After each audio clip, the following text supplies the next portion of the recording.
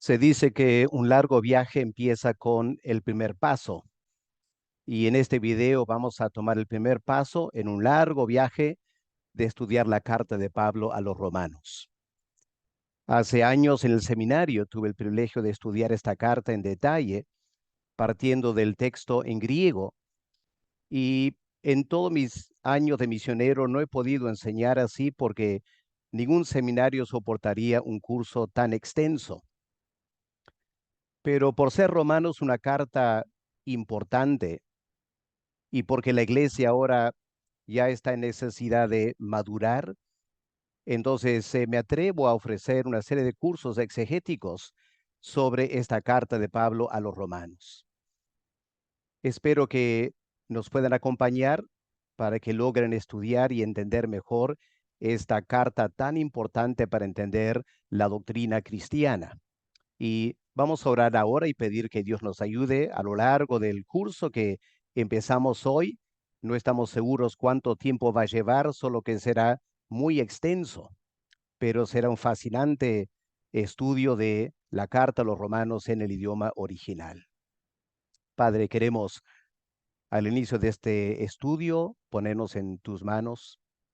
Padre, pedimos la ayuda del Espíritu Santo para que Él nos pueda llevar a toda la verdad y entender lo que una vez Él inspiró al apóstol Pablo a escribir. Danos, Padre, hambre y sed de tu palabra para poder estudiar en detalle y enséñanos. Alegra nuestros corazones al entender tu palabra. En el nombre del Señor Jesús te lo pedimos. Amén. Bien, hermanos, en esta serie de estudios vamos a estar estudiando un versículo a la vez, porque como entenderán, hay bastante material que cubrir. Vamos a ir haciéndolo poco a poco. Primero pondremos delante de ustedes el texto en griego, para los que manejan griego. Aquí lo tenemos: Paulos, Doulos, Christou, Iesu, Kletos, Apóstolos. Luego la transliteración al español para los que no manejan el griego. Una traducción literal del texto, en este caso Pablo, esclavo de Cristo Jesús, llamado apóstol. La Reina Valera lo traduce de esta manera: Pablo, siervo de Jesucristo, llamado a ser apóstol. Vamos a empezar el estudio entonces del texto original. Primero el nombre Paulos, del apóstol. Como habrán escuchado, muchos afirman que este nombre, Paulos, fue adoptado por el apóstol Pablo cuando él empezó sus labores misioneras. En Hechos 13, versículo 9, leemos que el que era conocido como Saulo de Tarso se empezó a presentar como Paulus o Pablo. Pero como algunos estudiosos indican, es muy poco probable que realmente él haya adoptado este nombre simplemente para sus labores misioneras. En el primer siglo, Pablo, como un ciudadano romano de nacimiento, él tenía tres nombres. Era la formalidad del caso. Primero había un nombre personal, en latín el praenomen. También tendría el nombre de su clan, su nomen, y el nombre de su familia, que sería el cognomen. Además de esos nombres formales, muchos adoptaban un nombre informal que usaban frecuentemente, era su signum o su supernomen. Ahora, el estudioso Cranfield afirma que Paulos sería su cognomen, su nombre formal dado en el nacimiento, y que Saulo fue el nombre informal que él adoptó como judío y sería su signum. Ahora, lo primero que Pablo dice de sí mismo en esta carta está en estas tres palabras: doulos, Christou y Iesu. Esta es la primera descripción que el apóstol Pablo hace de sí mismo. Hay que reconocer que estamos tan acostumbrados a estas palabras, siervo de Jesucristo, que francamente no sentimos el impacto que estas palabras tuvieron para los primeros lectores en el primer siglo. Hay que reconocer que en la cultura griega nadie usaba la palabra doulos para describirse a sí mismo, por lo menos no una persona libre. Ni siquiera se usaba esto para señalar que era un esclavo del rey, ni en ese contexto. ¿Por qué Pablo lo usa? Porque era judío, un judío versado en el Antiguo Testamento. Y en ese contexto cultural, esta frase esclavo de Jesucristo era muy diferente, por la sencilla razón que en la Septuaginta, la traducción del Antiguo Testamento al idioma griego, la palabra doulos, el verbo douleien, servir, se usaba para señalar el servicio que una persona rendía a Dios, por lo menos un servicio más allá de el culto normal. Ir al templo para servir a Dios, todo lo hacían, pero por encima de eso, habían ciertas personas que servían a Jehová, eran siervos de Jehová.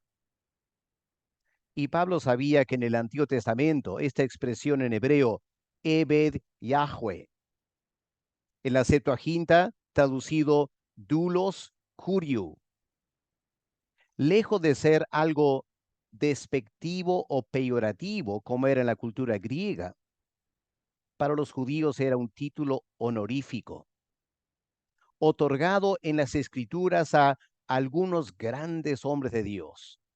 Moisés era un Ebed Yahweh, un doulos del Señor Curios. Josué también, David, los profetas. Y pueden ver esos textos bíblicos donde se usa esta expresión doulos curiou en la Septuaginta, Ebed Yahweh, el siervo de Jehová. Y hay que entender que cuando Pablo empieza esta carta escribiendo a los romanos, se describe en esa manera, reclamando para sí mismo, dentro del marco cultural judío, que él era un siervo del eterno Dios. Ahora, en los escritos de Pablo, él usa esta frase doulos Christu para cada creyente. Ahora, esta palabra doulos, ¿qué significa cuando se aplica a un creyente? Significa que pertenecía al Señor Jesús, pero algo más todavía, un siervo de Jesús. Era una persona que tenía un compromiso total con él y con su reino. Y es en esta manera que el apóstol Pablo está escribiendo esta carta. Un hombre llamado por Dios para ser un siervo de Jesucristo. Toda su vida comprometida con el Evangelio del Señor. Ahora, este término, doulos, cuando lo colocamos en relación con alguien que es reconocido como su curios o su señor, indica que era un siervo en un sentido muy particular. Para Pablo, Cristo era curios y por lo tanto él era doulos. Lo que Pablo está indicando aquí, y esto es cierto para todo creyente, si lo vamos a llamar Señor, curios, entonces él, como Señor del universo, los seres humanos, estamos vinculados con él como doulos. Debemos tener un compromiso único con aquel que es Señor de todo. Por eso Pablo usa este término aquí, doulos, en relación con Cristo Jesús. Lo vincula con este nombre Cristo. La palabra significa Mesías, ¿no es cierto? Y ahora lo que Pablo está diciendo es que él tiene un oficio formal con el Mesías.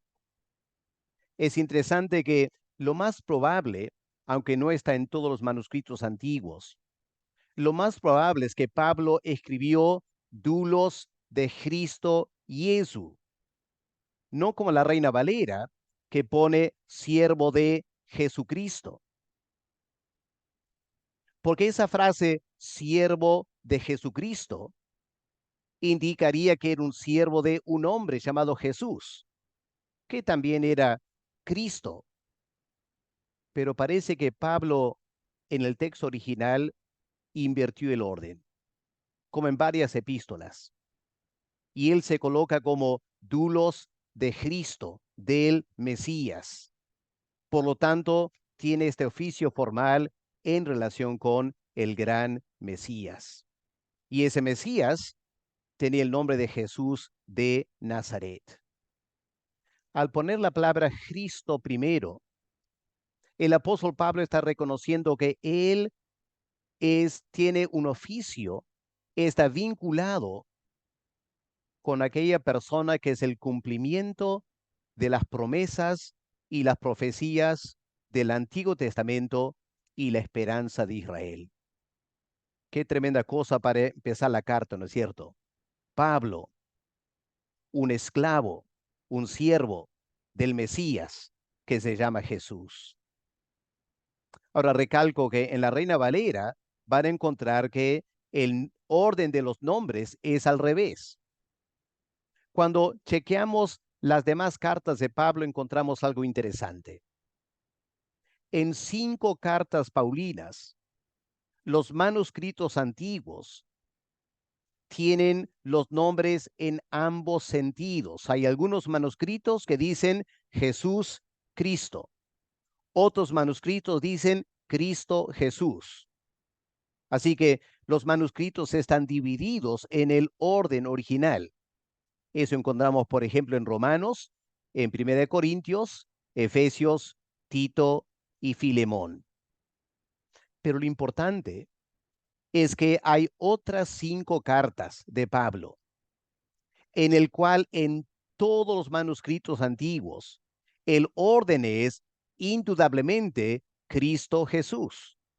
Encontramos eso en 2 Corintios, Filipenses, Colosenses, 1 de Timoteo y 2 de Timoteo. Eso confirmaría que al parecer la práctica de Pablo era colocar este nombre Cristo primero. Por eso el texto de Nestle Aland, del cual se usa para traducir las Biblias hoy en día, tiene las palabras en ese orden. Pablo era un doulos de Cristo Jesús. Repito, cuando el orden de las palabras es Jesús Cristo, entonces, porque Jesús es el nombre propio, entonces Cristo adopta un sentido también de un nombre propio, Jesucristo. Pero cuando el orden es al revés y Cristo viene primero, da la idea de que Él es el Mesías, cuyo nombre es Jesús. Por eso van a encontrar que, aparte de la Reina Valera, la mayoría de las versiones de la Biblia modernas van a tener las palabras en ese orden. Pablo, siervo de Cristo Jesús. Pero, ¿qué más dice Pablo de sí mismo?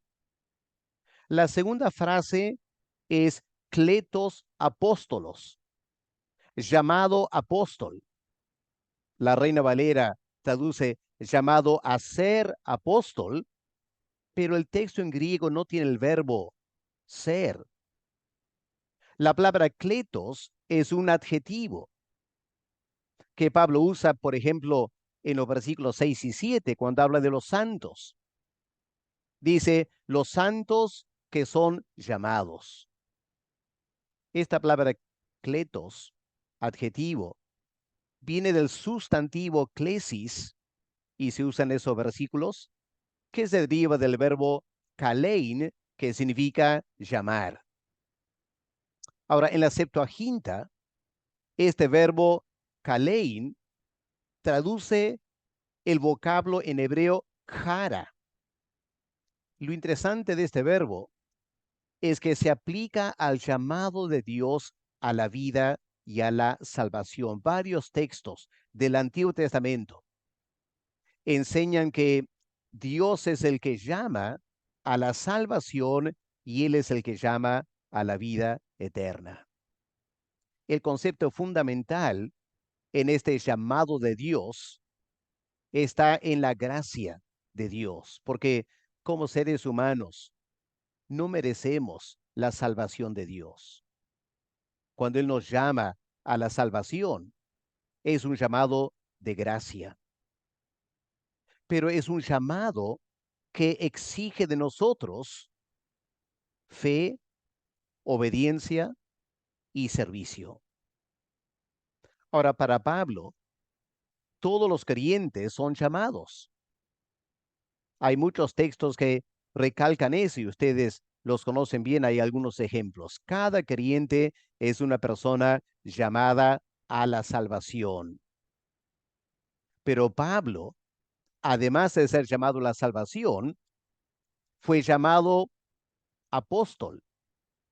Literalmente, Pablo era un apóstol llamado. Ahora, cuando Pablo usa este adjetivo kletos, lo que él está dando a entender es que su ministerio apostólico no se debe a un nombramiento humano. No es que la iglesia en Antioquía lo envió a las misiones y por lo tanto él fue llamado a las misiones por la iglesia en Antioquía. No dice Pablo. Mi llamado antecede el nombramiento de la iglesia en Antioquía. Mi llamado viene de Dios mismo. Soy un apóstol llamado. Se sobreentiende llamado por Dios. Ahora, ¿por qué la Reina Valera traduce llamado a ser apóstol? En parte porque muchas veces en el Antiguo Testamento el verbo ser era omitido y había que suplirlo para que se entienda lo que está diciendo. Ahora, en este caso, eso sería factible si Pablo hubiera usado el participio, kletheis. Eso es lo que Godet afirma.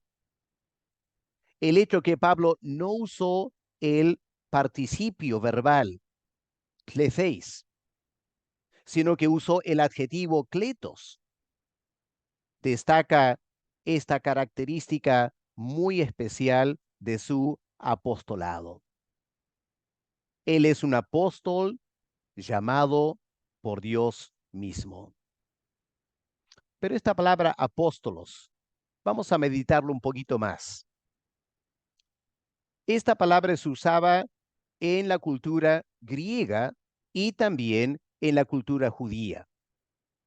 Muchos comentaristas se centran en el uso de esta palabra en la cultura griega y dicen que el apóstol era una persona enviada con algún mensaje. Pero primero tenemos que entender esta palabra dentro del contexto de la cultura judía. Cuando vamos al Antiguo Testamento, es interesante notar que el verbo apostelo se usa 700 veces en la Septuaginta y casi siempre es para traducir el verbo hebreo salaj. Ahora, al usar apostelo, los traductores de la Septuaginta lo que estaban indicando es que ese verbo salaj significa mucho más que enviar. En griego hay un verbo muy común para enviar, que es el verbo pempo. Por lo tanto, si los traductores hubieran entendido que este verbo salaj simplemente significa enviar y nada más, habrían usado el verbo pempo.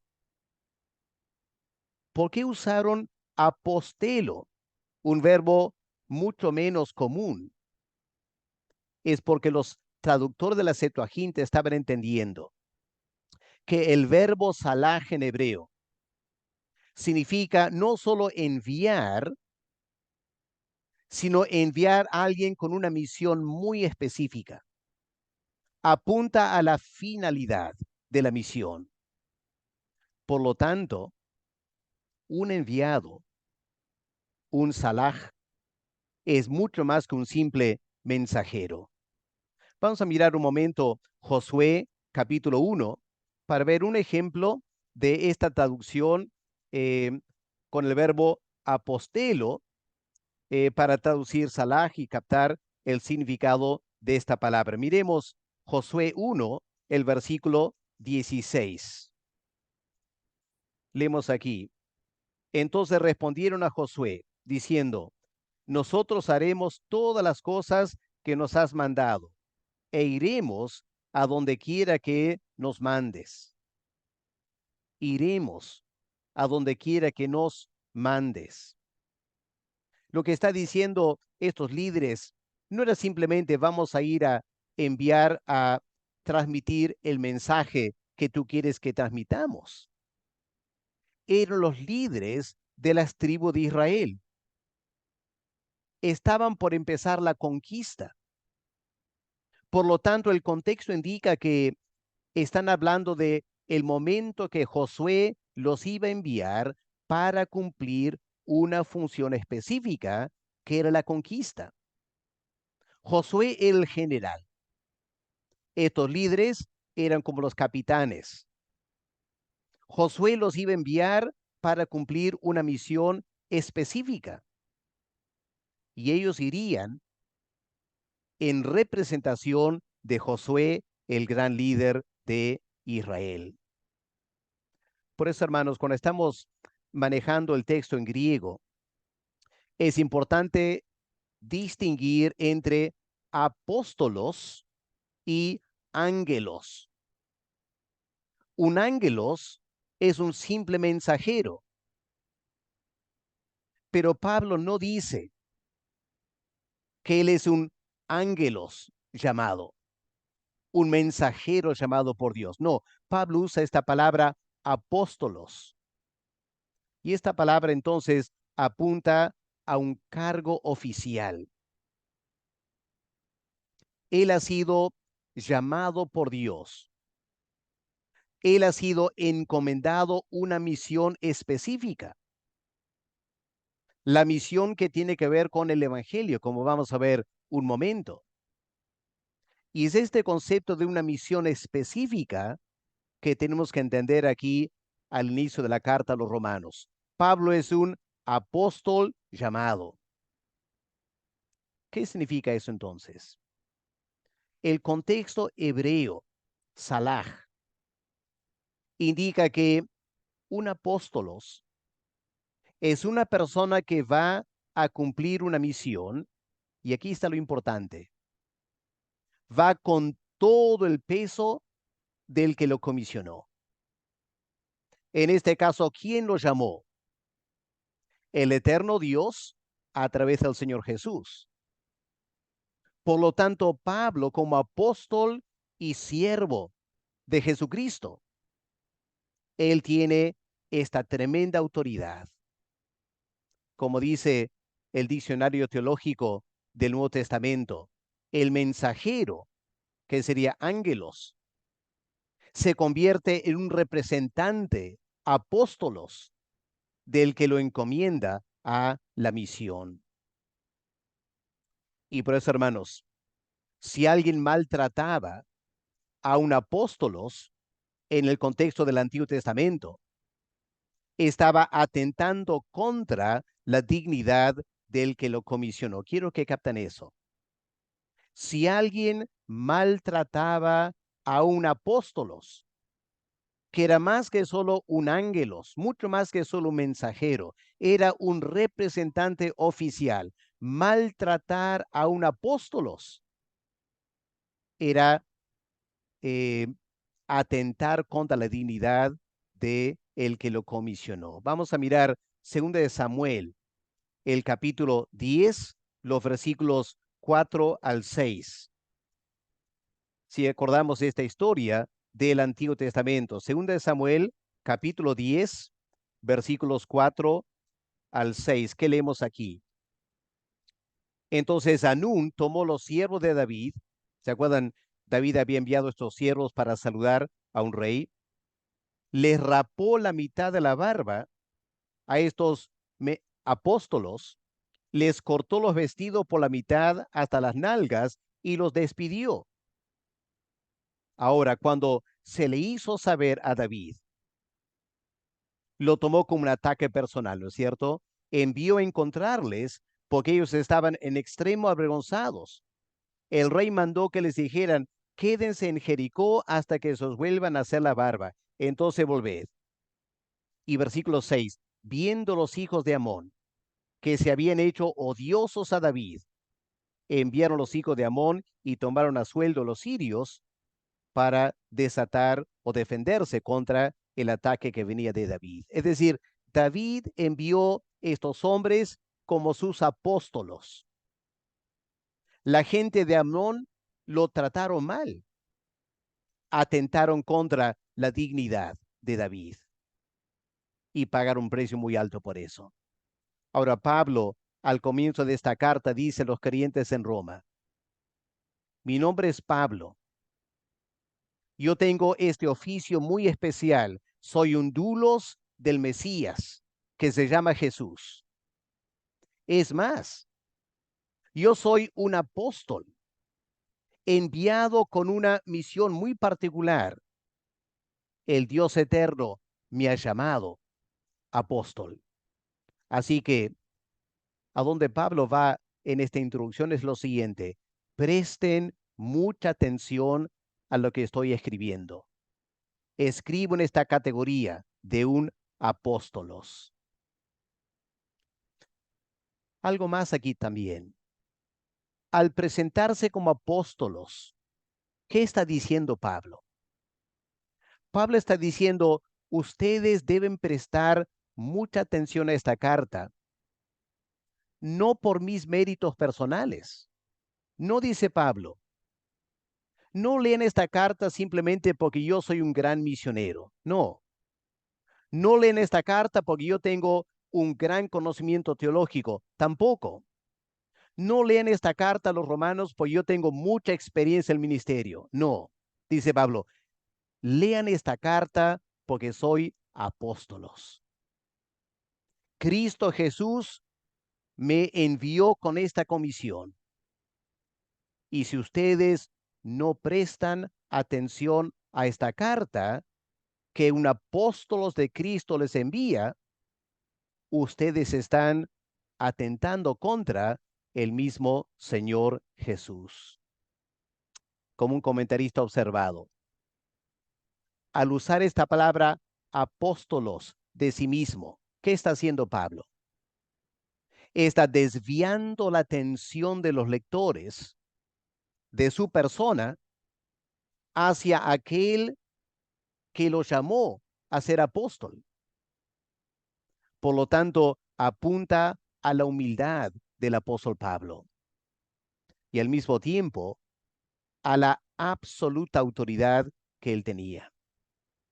No me miren a mí, soy un apóstol de Cristo, miren a Cristo, pero lo que yo les escribo con esa autoridad que tengo por ser un apóstol.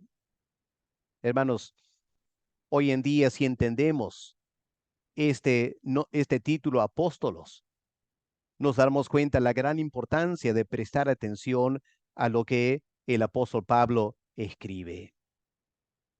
Vamos a la tercera descripción de sí mismo. La siguiente frase en griego es aforismenos hais evangelion theu, separado para el evangelio de Dios. Repasemos. Aquí tenemos en el primer versículo el nombre de Pablo con tres frases que se describe a sí mismo. Número 1, siervo, esclavo del Mesías Jesús. Segunda frase, un apóstol llamado.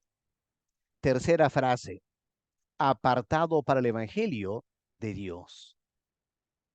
Obviamente, estas tres frases están entrelazadas. No debemos simplemente analizarlas una por una y contentarnos con entender cada una en forma independiente. Hay que juntar las ideas. Por ejemplo, lo que Pablo está diciendo en este versículo es que Él fue llamado a ser un apóstol para servir al Señor en lo que concierne el Evangelio. En otras palabras, él era un siervo del Mesías. Ahora dice Pablo, ¿por qué soy siervo del Mesías? Dice Pablo, es porque Dios el Padre me había separado desde la eternidad para el Evangelio de su Hijo, el Señor Jesús. Qué tremenda afirmación, ¿no es cierto? Qué hermosa carta vamos a empezar a estudiar ahora, de un hombre que es siervo del Mesías, el prometido del Antiguo Testamento. Y es siervo del Mesías porque Dios el Padre lo había separado desde la eternidad a Pablo para el Evangelio de el Señor Jesús. Esta palabra aforismeno, separado, viene del verbo aforizein, apartar, que apunta al hecho de que Dios lo consagró para el ministerio. Y luego el Señor Jesús lo llamó cuando Pablo estaba yendo a Damasco. Miren un momento Gálatas, el capítulo 1, cómo el apóstol Pablo habla de su llamamiento a ser un apóstol en la carta a los Gálatas, el capítulo 1 y el versículo 15. ¿Qué dice Pablo? Pero cuando agradó a Dios, Dios el Padre, que me apartó desde el vientre de mi madre y me llamó por su gracia. Una linda ampliación de Romanos 1, versículo 1, ¿no es cierto? Cuando agradó al Padre que me apartó desde el vientre de mi madre y me llamó por su gracia. Lo que Pablo está diciendo aquí es lo siguiente. Él no se consagró al Evangelio simplemente porque Cristo lo llamó para ser apóstol. Muchas veces vemos eso hoy en día. Un joven es llamado al ministerio y porque siente ese llamado, él decide ahora consagrarse al evangelio que tiene que predicar. Pero Pablo no está diciendo eso. Lo que Pablo está diciendo es lo siguiente. Cristo lo llamó para ser apóstol, porque Pablo fue consagrado de antemano por Dios el Padre al evangelio. El llamado de Cristo se dio cuando Pablo estaba yendo a Damasco, ¿no es cierto? Pero ¿por qué lo llamó Cristo a ser un apóstol? Dice Pablo, porque desde antes de mi nacimiento, Dios el Padre me había separado para el Evangelio. En ese sentido, Pablo se está presentando como los profetas del Antiguo Testamento. ¿Se acuerdan Jeremías lo que él dice en capítulo 1, versículo 5, mejor dicho, lo que Dios le dice a Jeremías, que Dios lo había apartado desde antes de su nacimiento, lo había llamado para ser un profeta. Esto es cierto también de Israel. Isaías 49, versículo 1. Dice que la nación de Israel, el Mesías también, fueron separados desde antes de la creación para ser el pueblo y el siervo de Dios. Y Pablo se coloca en esa misma línea cuando usa este verbo, separado para el evangelio. Es interesante que cuando estudiamos la Septuaginta, encontramos que este verbo se usa, por ejemplo, para la consagración de los primogénitos. En Éxodo 13, versículo 12, Dios dice, me van a separar a cada primogénito que nace, es para mí. Así que cuando un campesino se daba cuenta que, digamos, su vaca estaba preñada, era la primera cría que iba a tener. Esa vaca, esa cría, estaba ya separada desde antes de nacer para ser entregado a Dios, separado desde el vientre de la vaca, también de los primogénitos de las personas consagradas a Dios. Esta palabra también se usa para la separación de Israel de las demás naciones.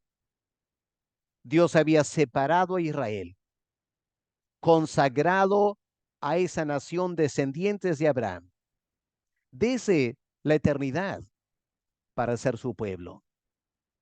Y el apóstol Pablo, dentro de esa línea de la separación y la elección de Dios en la eternidad, lo aplica a sí mismo y a su consagración al evangelio. Dios lo había separado para el evangelio desde la eternidad. Esta palabra evangelio, otra vez estamos tan familiarizados con esta palabra que no siempre captamos bien lo que Pablo estaba diciendo aquí.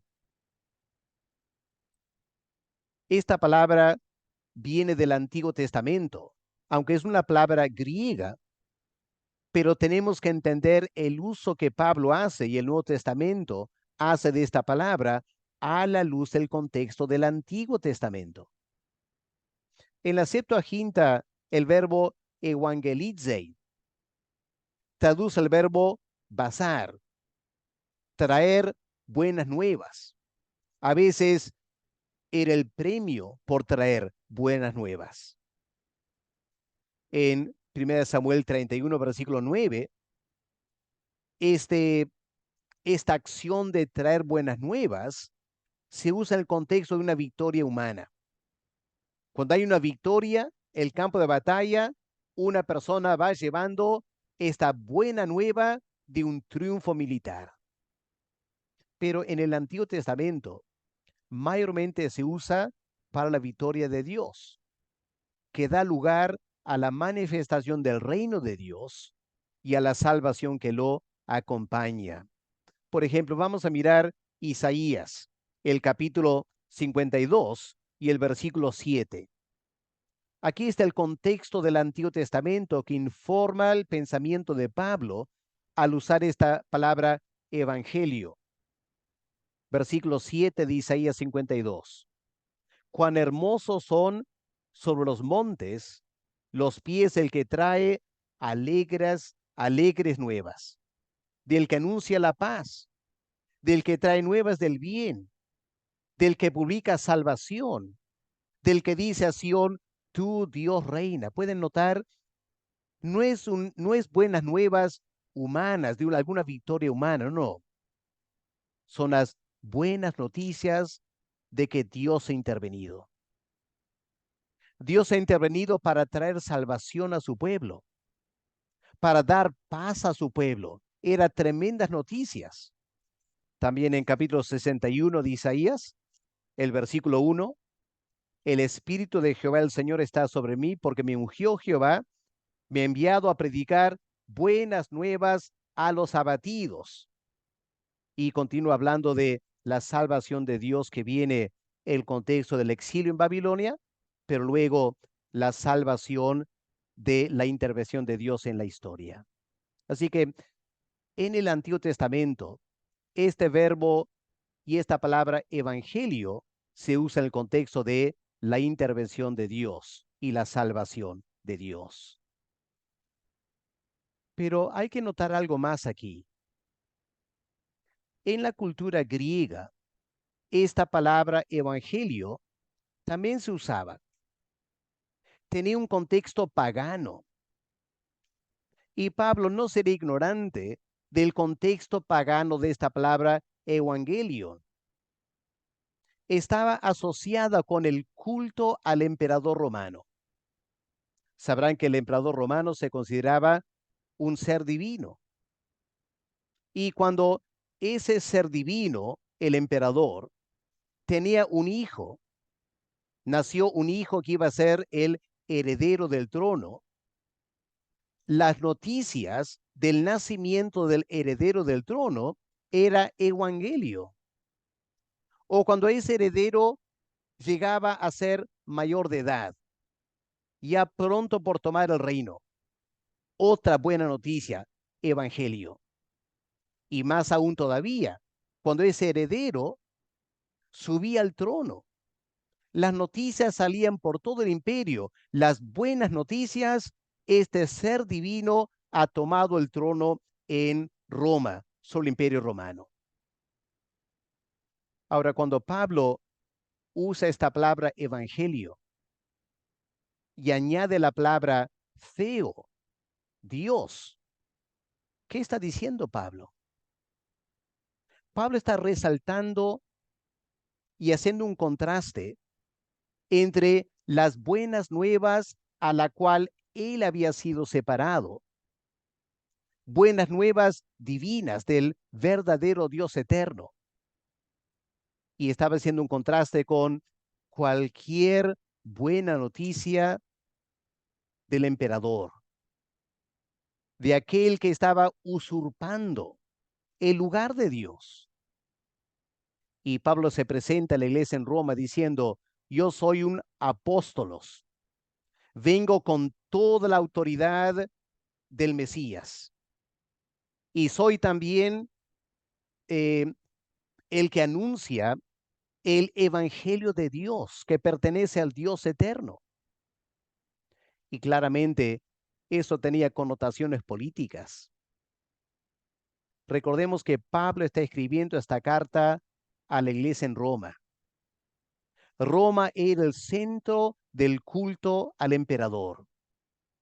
Y Pablo tiene la osadía de presentarse en esta carta como alguien que tiene buenas noticias, no del emperador romano, no del imperio romano, sino de alguien que está por encima del emperador romano. Él trae buenas noticias de Dios mismo. Para las personas que tenían intuición política, entenderían lo que Pablo estaba diciendo aquí. Pero noten otro detalle del texto en griego. Note que la palabra evangelion y theo no tienen un artículo definido. Pablo no dice separado para el evangelio de el Dios. Ahora, cuando no se usa el artículo definido, en este caso especialmente, es para dar solemnidad a la afirmación de Pablo. Pablo no ha sido separado para el evangelio de Dios, que podía estar en competencia con otros evangelios del mundo, como si ponemos de un lado el evangelio del emperador romano y el evangelio de Dios. Y Pablo ha sido separado para el evangelio de Dios, que está al mismo nivel del evangelio del emperador. No dice Pablo: yo he sido separado para evangelio de Dios, que no está en competencia con ninguna buena noticia humana, porque la trasciende y la supera con creces. Y es el sentir del texto en griego a no usar el artículo definido. Como dice el doctor Cranfield, el evangelio de Dios se impone sobre todos los demás evangelios pretenciosos de hombres que autoproclaman su propia importancia. Qué interesante eso, ¿no?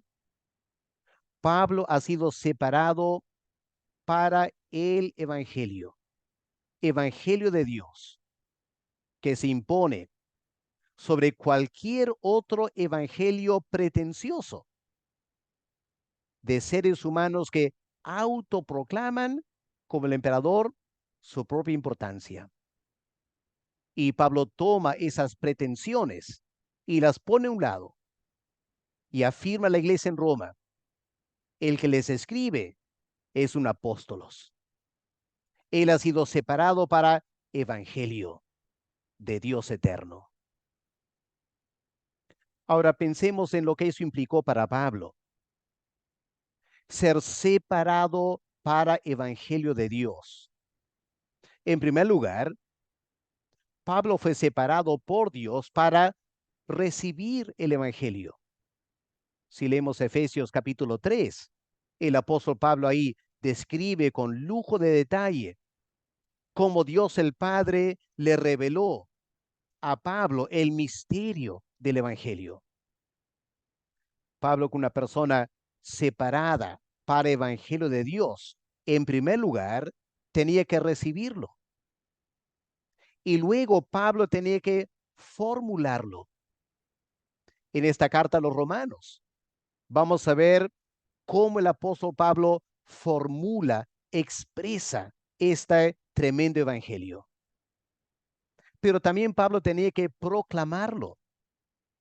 Por eso los viajes misioneros, viajando de ciudad en ciudad como este apóstolos separado para evangelio, anunciando como heraldo por todo el imperio romano. Pero también tenía que defenderlo, ¿no es cierto? Desde los tiempos en Antioquía, Pablo predicando el evangelio de gracia para los gentiles también, tuvo que confrontar a los judaizantes que atentaron contra el evangelio de Dios, queriendo imponer la circuncisión sobre los creyentes gentiles. Y Pablo como este apóstolos, Pablo como este dulos del Mesías, Pablo como este hombre separado para evangelio, se pone a defender a capa y espada, porque para eso vivía.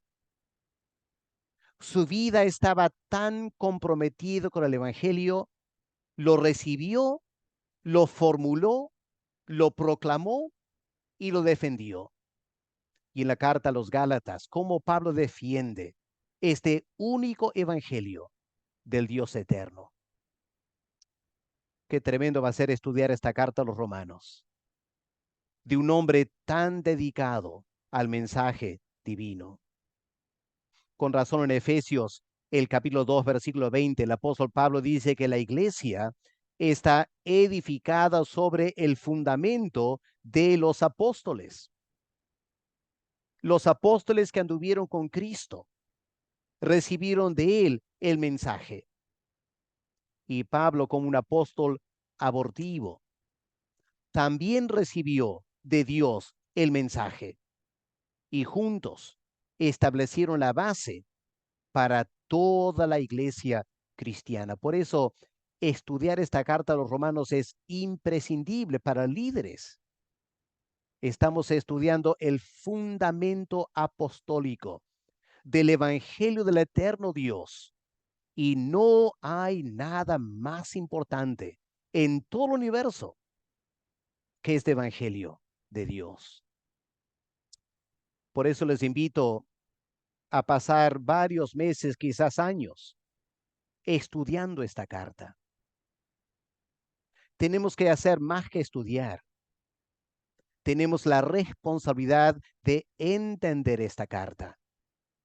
Y luego tenemos la obligación de enseñar esta carta a toda persona que está dispuesta a escucharnos.